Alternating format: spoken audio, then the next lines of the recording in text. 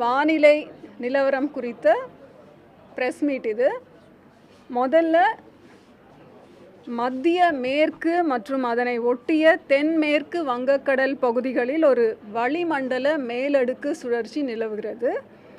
தென்னிந்திய பகுதிகளின் மேலும் ஒரு வளிமண்டல கீழடுக்கு சுழற்சி நிலவுகிறது. இது update about bay of Bengal. அப்புறம் கர்நாடக கடலோர பகுதிகளுக்கு அப்பால் உள்ள மத்திய கிழக்கு அரபிக்கடலில் வருகின்ற 21ஆம் தேதி வாக்கில் ஒரு வளிமண்டல கீழடுக்கு சுழற்சி உருவாகக்கூடும். இதன் காரணமாக 22ஆம் தேதி வாக்கில் அதே பகுதிகளில் ஒரு காற்றழுத்த தாழ்வு பகுதி லோ ப்ரெஷர் ஏரியா உருவாகக்கூடும். பிறகு இது வடக்கு திசையில் நகர்ந்து மேலும் வலுவடைய கூடும். தென்மேற்கு பருவமழை குறித்த அப்டேட் பார்த்திங்கன்னா, தென்மேற்கு பருவமழை இன்று தெற்கு அரபிக்கடல், மாலத்தீவு, குமரிக்கடல், தெற்கு வங்கக்கடல் பகுதிகளின் மேலும் ஒரு சில பகுதிகளுக்கு பரவியுள்ளது. இது அடுத்த 2-3 தினங்களில் மாலத்தீவு, குமரிக்கடலின் ஏனைய பகுதிகள், தெற்கு அரபிக்கடல், வங்கக்கடல் பகுதிகளிலும் மேலும் சில பகுதிகளுக்கு பரவக்கூடும்.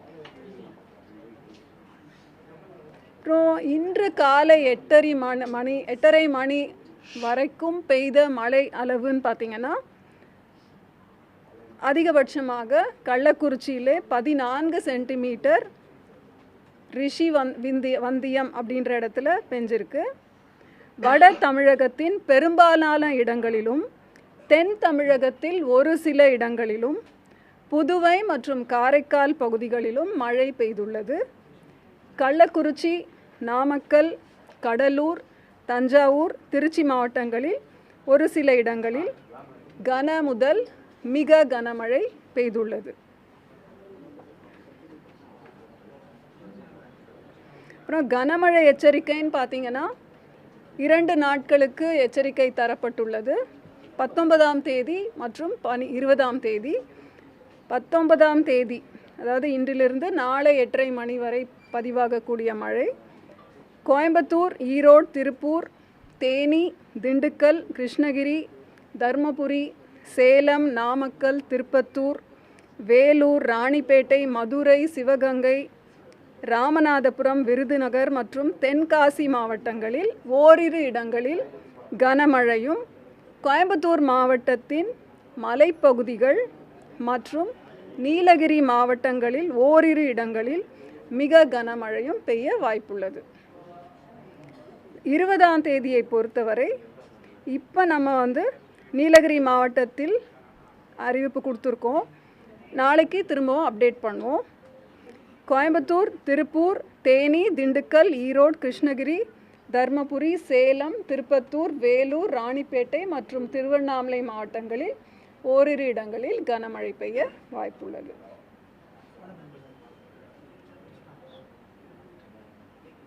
அப்புறம் சென்னை மற்றும் புறநகர் பகுதிகளுக்கான வானிலை முன்னறிவிப்பு. இன்று 19ஆம் தேதி வானம் ஓரளவு மேகமூட்டத்துடன் காணப்படும்.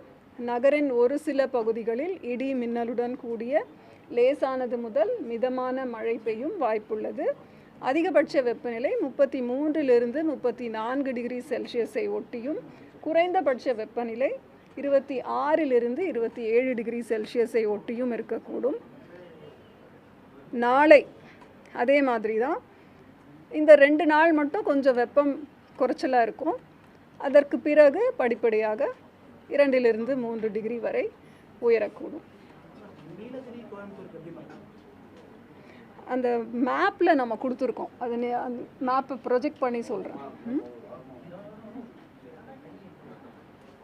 அப்புறம் மீனவர்களுக்கான எச்சரிக்கை.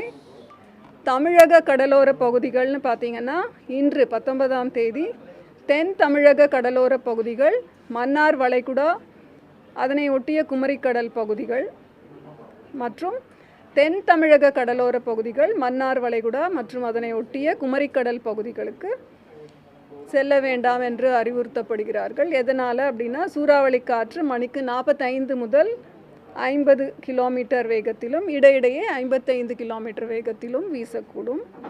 வங்கக்கடல் பகுதின்னு பார்த்தீங்கன்னா, தெற்கு ஆந்திர பகுதிகள், தென்மேற்கு வங்கக்கடலின் வடக்கு பகுதிகள் மற்றும் அதனை ஒட்டிய மத்திய மேற்கு வங்கக்கடல் பகுதிகளில் செல்ல வேண்டாம் என்று மீனவர்கள் அறிவுறுத்தப்படுகிறார்கள்.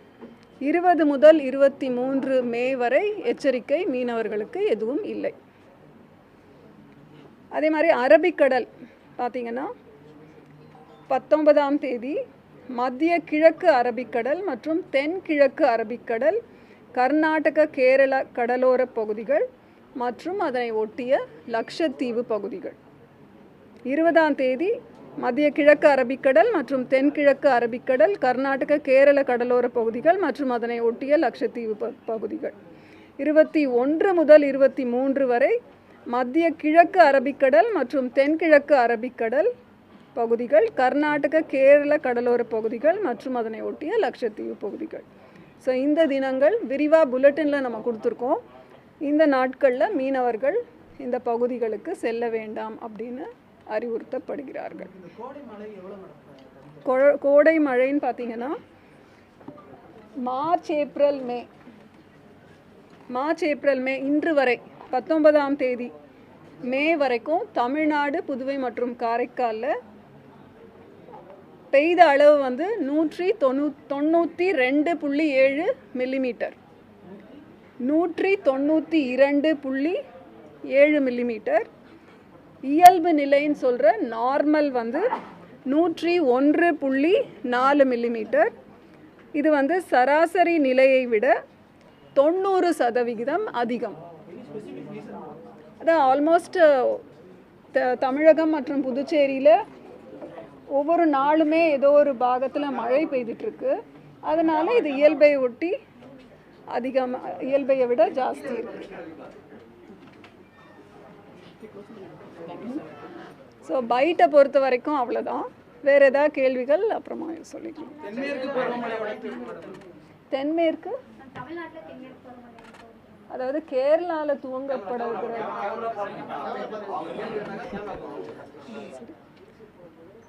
கேரளாவில் தென்மேற்கு பருவமழை துவங்கும் தேதி 27 மே என்று அதிகாரப்பூர்வமாக அறிவிக்கப்பட்டுள்ளது.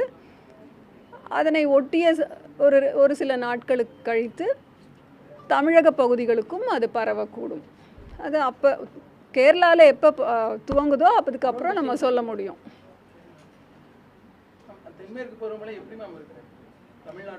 நம்ம லாங் ரேஞ்ச் ஃபோர்காஸ்டிங்கில் கொடுத்துருக்கோம் இல்லையா, இயல்பிலிருந்து 104% of the long period average கொடுத்துருக்கோம். +or-7. ஆமாம், வேறு ஏதாவது கொஷின்ஸ் ஜென்ரலாக கேட்குறது அப்புறமா பைட் வரைக்கும் முடிச்சுக்கலாம்.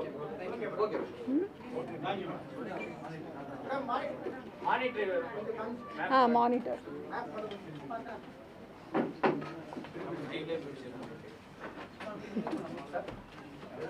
மானிட்டரும் போச்சா?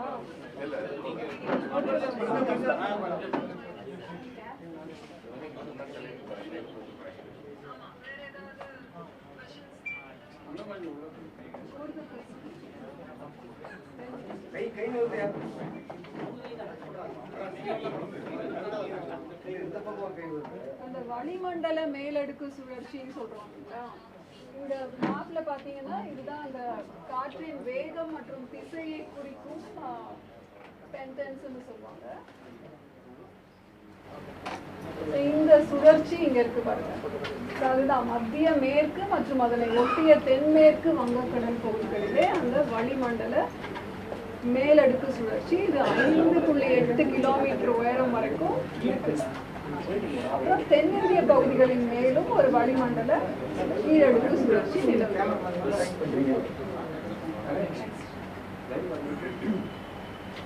அரபிக்கடல், நம்ம அரேபியன் சீல 21ஆம் தேதி வாக்கிலே அதே மாதிரி ஒரு வளிமண்டல மேலடுக்கு சுழற்சி உருவாகும் வாய்ப்புள்ளது. அதன் காரணமாக 22ஆம் தேதி வாக்கில் அது காற்றழுத்த தாழ்வு பகுதியாக, லோ ப்ரெஷர் ஏரியாவாக உருவாகும் வாய்ப்புண்டு. அது வடக்கு திசையில் நகர்ந்து வலுவடையும் சாத்தியம் அதிகம்.